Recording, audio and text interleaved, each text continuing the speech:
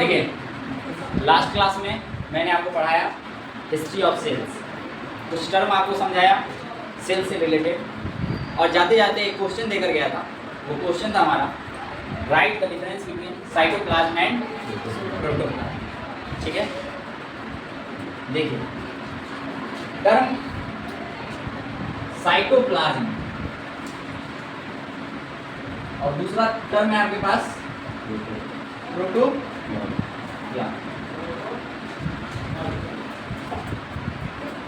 Cytoplasm that means cyto एक ऐसा term है जिसका मीनिंग मैंने आपको समझाया। साइटो मतलब क्या होता है? सेल। साइटो मतलब क्या होता है? सेल।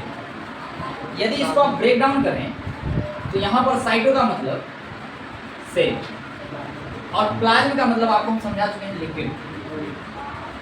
ठीक है, तो सेल के इनसाइड रहने वाला लिक्विड दैट इज साइटोप्लाज्म। अभी हम समझेंगे और डीप में समझेंगे, बट यदि आपको नहीं पता है साइटोप्लाज्म क्या है, कोई पूछ दिया कि साइटोप्लाज्म क्या है, आप समझाइए, तो आप साइटो को अलग कीजिए, प्लाज्म को अलग कीजिए और समझा दीजिए। अच्छा, यदि इससे थोड़ा और हम समझने की कोशिश करें, मान लीजिए ये आपका सेल है, ठीक है, और सेल के अंदर न्यूक्लियस है, सेल के अंदर न्यूक्लियस है। तो यदि कुछ टर्म को हम लोग समझने की कोशिश करें, पढ़ाई को थोड़ा आसान करना चाहें बायोलॉजी को, तो आप ध्यान से देखें यहाँ पर सेल के अंदर पाए जाने वाला लिक्विड या जेली सब्सटेंस क्या कहलाया? साइटोप्लाज्म। सेल के अंदर जो लिक्विड पाया जा रहा है उसको हम क्या कर रहे हैं? साइटोप्लाज्म। अगर यही जेली सब्सटेंस हमको न्यूक्लियस के अंदर मिले तब इसको क्या बोलेंगे? अबे सेल के अंदर था तो साइटोप्लाज्म, न्यूक्लियस के अंदर है तो न्यूक्लियोप्लाज्म। समझ में आ गया? टर्म समझा रहे हैं हम। न्यूक्लियस के अंदर हो गया तो nucleoplasm, nucleo plus plasm, nucleus के अंदर प्लाज्म। ये साइटो मतलब सेल प्लस प्लाज्म, सेल के अंदर प्लाज्म। समझ में आ रहा है कुछ क्या? इस सेल के आउटर लेयर पर जो प्रेजेंट है that is called cell membrane, यानी सेल का मेम्ब्रेन, सेल का covering that is called cell membrane. अच्छा, तो इसी प्रकार बताइए न्यूक्लियस का कवरिंग क्या कहलाएगा? Nuclear membrane. अच्छा, ये सब टर्म भी नहीं सुन रखे हैं अभी तक। सेल का मेम्ब्रेन यदि सेल मेम्ब्रेन कहला रहा है तो न्यूक्लियस का मेम्ब्रेन क्या कहला है? Nuclear membrane. इतना कुछ समझ में आ रहा है? इतना कुछ समझ में आ रहा है कि नहीं आ रहा? हाँ, अब ध्यान से समझिए। ये न्यूक्लियस का जो न्यूक्लियर मेम्ब्रेन आप देख पा रहे हैं, क्या बोले? ये न्यूक्लियस का जो न्यूक्लियर मेम्ब्रेन आप देख पा रहे हैं, ये न्यूक्लियर मेम्ब्रेन बाउंड्री है जिसके वजह से हम लोग साइटोप्लाज्म और प्रोटोप्लाज्म में अंतर पता कर पाते हैं। नहीं समझ में आया? ये बाउंड्री है, दैट मींस इससे बाहर वाला लिक्विड और इस सेल मेम्ब्रेन से अंदर वाला लिक्विड, ये सारे के सारे साइटोप्लाज्म हैं। ये सारे के सारे क्या हैं? साइटोप्लाज्म। अब इस लिक्विड में कुछ भी हो सकता है, सेल ऑर्गेनेल भी हो सकता है, इंक्लूजन्स भी हो सकता है, लिपिड्स भी हो सकता है। ठीक है, ठीक है, साइटोसोल भी हो सकता है। बट इस बाउंड्री के अंदर जो पाया जा रहा है, ठीक है, यदि उसको भी इसके साथ इंक्लूड कर लें, मिला दें, ठीक है, इस बाउंड्री को हटाते हुए यदि न्यूक्लियस के कंपोनेंट को भी हम क्या करें, इस सेल के साथ मिला दें, तो ये हो जाएगा प्रोटोप्लाज्म। और यदि हम इसको निकाल लें और इतने का जिक्र करें तो ये हो जाएगा साइटोप्लाज्म। अंतर समझ में आया? साइटोप्लाज्म और प्रोटोप्लाज्म नहीं समझ में आया? P for protoplasm, P for पूरा। यदि पूरे का पूरा बात की है तो प्रोटोप्लाज्म, यदि सिर्फ साइटो पर आ गए तो ये साइटोप्लाज्म। नहीं समझ आया? अरे सबसे भी याद रखना, P फॉर पूरा, प्रो यानी पूरा का पूरा। प्रो का मतलब पूरा नहीं होता है, बट याद करने के लिए ट्रिक दे रहे हैं आपको कि प्रो सबसे याद आना चाहिए। अच्छा, पूरा सेल पूरा ही क्या हो जाएगा? क्या हो जाएगा? प्रोटोप्लाज्म। और सिर्फ साइटोप्लाज्म की जिक्र करेंगे तो सेल के इनसाइड जाएंगे, न्यूक्लियस के इनसाइड नहीं जाएंगे। समझ में आया क्या? समझ में आया क्या? अच्छा, आपको पिछले क्लास में मैंने बताया प्रोटोप्लाज्म टर्म किसके द्वारा दिया गया? प्रोटोप्लाज्म किसके द्वारा दिया गया? अरे जेई कुलकर्णी के द्वारा। इतने जल्दी भूल गया? किसके द्वारा दिया गया? जेई कुलकर्णी। अच्छा, उससे पहले किसके द्वारा दिया गया था? फेलिक्स डुचार्डिन। ठीक है, किसके द्वारा दिया गया था? फेलिक्स डिजार्डिन। बट इन्होंने क्या किया था, इसको नाम दिया था, एक स्पेशल नाम दिया था सार्कोड। आपको यदि याद हो, क्या नाम दिया था? सार्कोड। बट जेई पुरगंजी साहब इनको प्रोटोप्लाज्म बताएं। ठीक है, अब साइटोप्लाज्म टर्म किसने दिया? कोलिकर साहब। किसने दिया? कोलिकर साहब। Cytoplasm term given by Kolliker. ठीक है, यहाँ पे स्ट्रासबर्गर का भी नाम आता है। तो जिस समय हम लोग सेल डिवीजन पढ़ेंगे उस समय हम लोग थोड़ा पढ़ेंगे कि आखिर साइटोप्लाज्म के बारे में स्ट्रासबर्गर क्या बताएं। ठीक है, बट अभी आपको जो कल मैंने वर्ग दिया साइटोप्लाज्म और प्रोटोप्लाज्म में क्या अंतर है, ये समझ में आ गया? आया समझ में? इसको नोट डाउन कीजिए, ये इमेज बनाइए, जिस तरह से मैंने समझाया उस तरह से नोट डाउन।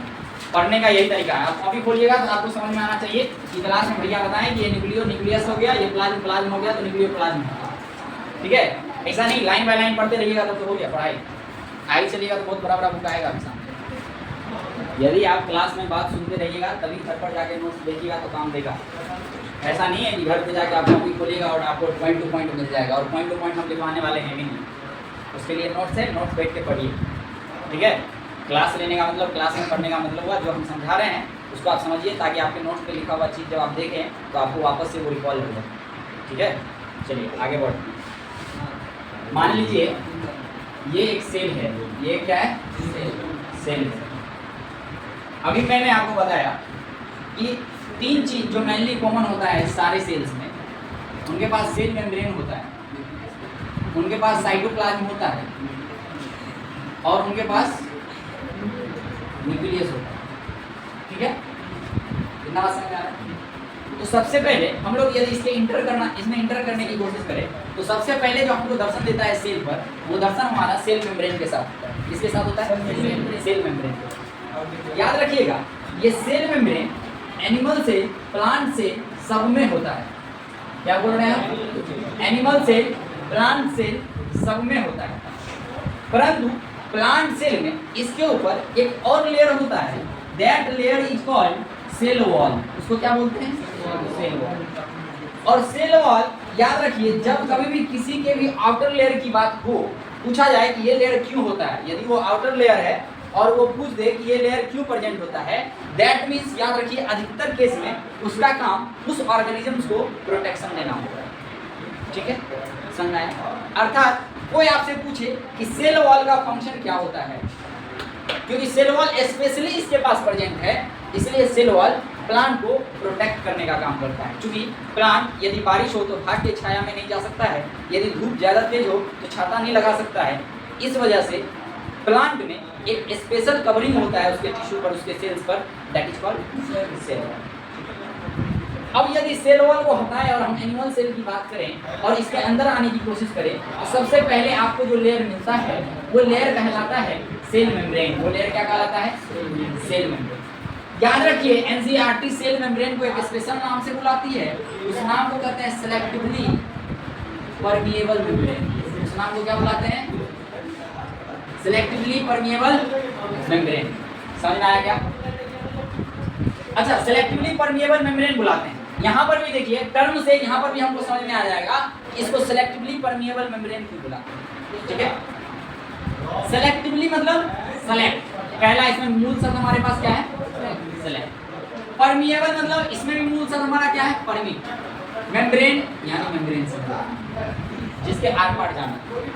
ठीक है, जब कभी भी अगर मान लीजिए इधर वाटर का सॉल्यूशन हो और इधर भी वाटर का सॉल्यूशन हो, अब इस सॉल्यूशन को अंदर से बाहर आना हो या बाहर से अंदर जाना हो, तो इसके लिए इस बाउंड्री को क्रॉस करना लाजमी हो जाता है, यानी सेल मेम्ब्रेन से उसको गुजरना ही पड़ेगा। समझ में आ रहा है? तो सेल मेम्ब्रेन से गुजरने के लिए यहाँ पर आप देखिएगा कि इस सेल मेम्ब्रेन का काम है कि सब्सटेंस को सेलेक्ट करे, किस सब्सटेंस का नीड आपके बॉडी को है, आपके सेल्स को है, सिर्फ उसी सब्सटेंस को क्या करता है? ये अलाउ करता है अपने अंदर आने के लिए। समझ में आ रहा है?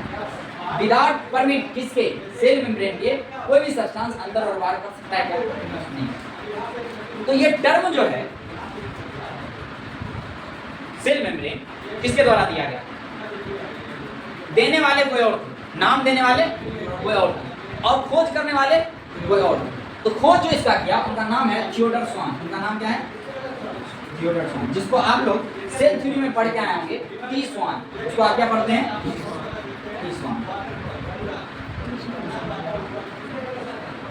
इन्होंने बस इतना बताया कि एक सेल होता है, सॉरी एक लेयर होता है जो सेल को क्या करके रखा हुआ है? सराउंड करके रखा हुआ है। इतना जानकारी किसने दिया? टी स्वान ने। और कब दिया? 1839। कब दिया? 1839। ठीक है, आगे चलकर 1855 में 1855 में दो साइंटिस्ट आएंगे, क्रैमर और नेगली। ये जो बताएं कि एक सराउंडिंग किया हुआ लेयर है, कौन बताए?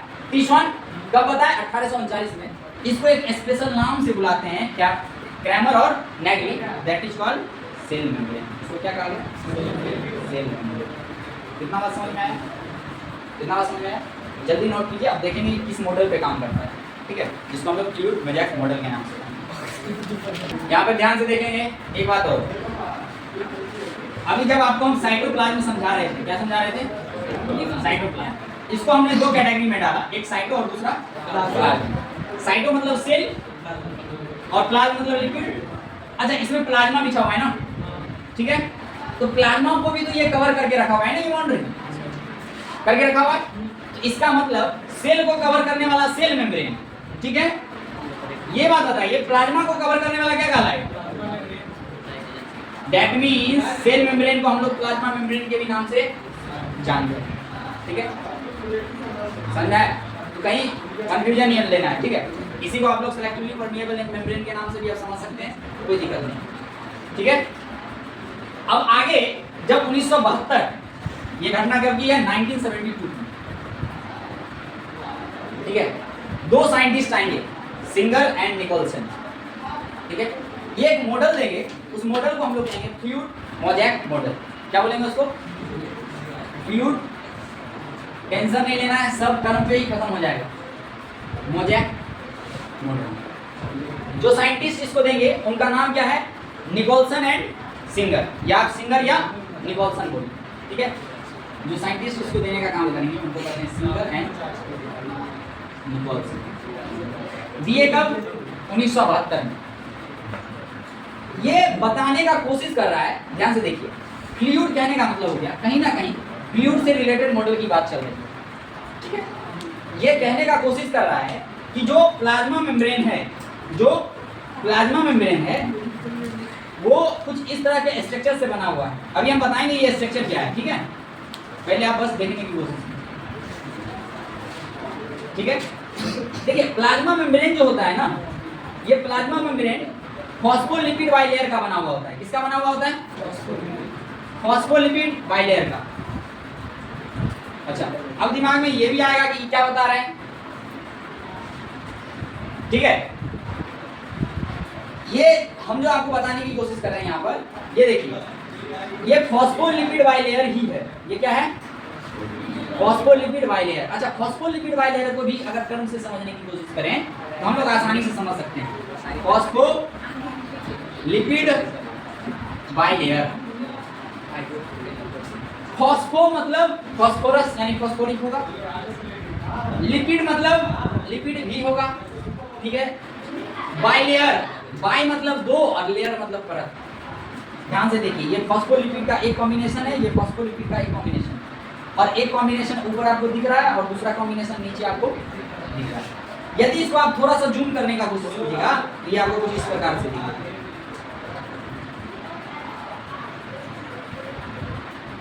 ऊपर वाला रीजन जो होता है, ये रीजन पोलर रीजन होता है। ये क्या होता है? Polar region.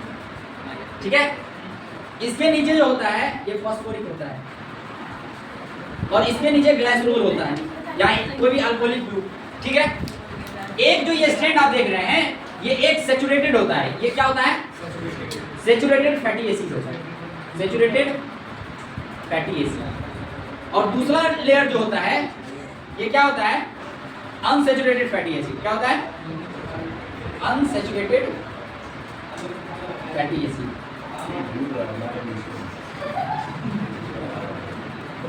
जब हम लोग वहां पढ़ेंगे डाइजेशन, कंप्लीट डाइजेशन जब हम देखेंगे तो वहां हम लोग देखेंगे कि फैटी एसिड टूटता है ग्लाइसरोल में, ठीक है, जहाँ पे स्मॉल इंटेस्टाइन में कंप्लीट डाइजेशन देखेंगे। बट अभी आप समझने की कोशिश क्या कीजिए, अभी जो मैं आपको समझाने की कोशिश कर रहा हूँ वो ये कर रहा हूँ कि मैंने आपको बताया ये प्लाज्मा मेम्ब्रेन है या सेल मेम्ब्रेन है। सेल मेम्ब्रेन फॉस्फोलिपिड बाइलेयर से बना हुआ है। फॉस्फोलिपिड बाइलेयर में आप देख रहे हैं कि फॉस्फो और लिपिड का कॉम्बिनेशन होता है जो 2 बार बिछा हुआ होता है, ठीक है। अगर इसमें भी ध्यान से आप देखें, इसमें भी अगर ध्यान से देखें तो इसके 2 पोर्शन हो गए। एक हो गया हाइड्रोफिलिक, एक क्या हो गया हाइड्रोफिलिक, और दूसरा हो गया हाइड्रोफोबिक। हाइड्रोफोबिक। अब इसमें भी टर्म को अलग करने की कोशिश कर, फिर मैं धीरे तो मारा कर पैर मत लगा।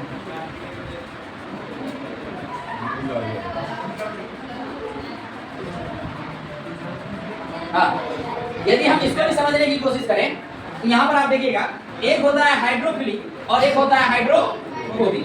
देखिए इसको भी थोड़ा अलग करें तो हाइड्रो मतलब क्या होता है वाटर, अब फोबिक मतलब किसी को इस चीज का फोबिया है, मतलब उस चीज से उसको डर है। तो जिसको पानी से डर होता है वो पानी से दूर होता है। ये हम आपको क्या बताएं, ये लेयर है, मान के चलिए इस लेयर को उठा के यहाँ पे डाल दें, यहाँ पे डाल दें, ठीक है। इधर भी लिक्विड मटेरियल है और इधर भी लिक्विड मटेरियल है, और ये स्ट्रक्चर उठ के यहाँ पर डाला हुआ है, ठीक है। तो ये बताइए कि पानी के पास में कौन सा लेयर है, ये वाला लेयर है या ये वाला लेयर? नीचे वाला लेयर पानी के पास में है। दोनों केस में अगर इसको डायरेक्ट उठा के यहाँ डालेंगे तो ये भी ऊपर वाले पानी के टच में है और ये भी नीचे वाले पानी के टच में। दैट मींस उसको पानी से डर है क्या? नहीं है। तो ये एंड क्या कहलाता है? Hydrophilic and. और ये वाला एंड क्या कहलाता है? हाइड्रोफोबिक एंड कहलाता है। पानी से डर लग रहा है ये। और ये स्ट्रक्चर जो है फ्लूइड मोज़ेक स्ट्रक्चर कहने का मतलब होता है ये बताने का कोशिश कर रहे हैं कि इसमें मोज़ेक ऑफ प्रोटीन जो है वो इम्बेडेड रहता है। अभी हम देखेंगे अगर इसको थोड़ा और डीप पढ़िएगा तो बीच में डिफरेंट प्रोटीन्स इम्बेडेड हैं जो ट्रांसपोर्ट करेंगे। समझ आ रहा है बात? इसमें प्रोटीन्स भी इम्बेडेड होता है, ऐसा नहीं है कि सिर्फ ये फॉस्फोलिपिड बाइलेयर का बना हुआ होगा। समझ आ रहा है बात? समझ आ रहा है? क्लियर हो गया? कोई पूछे आपसे फ्लूइड मोज़ेक मॉडल कौन है, क्या है?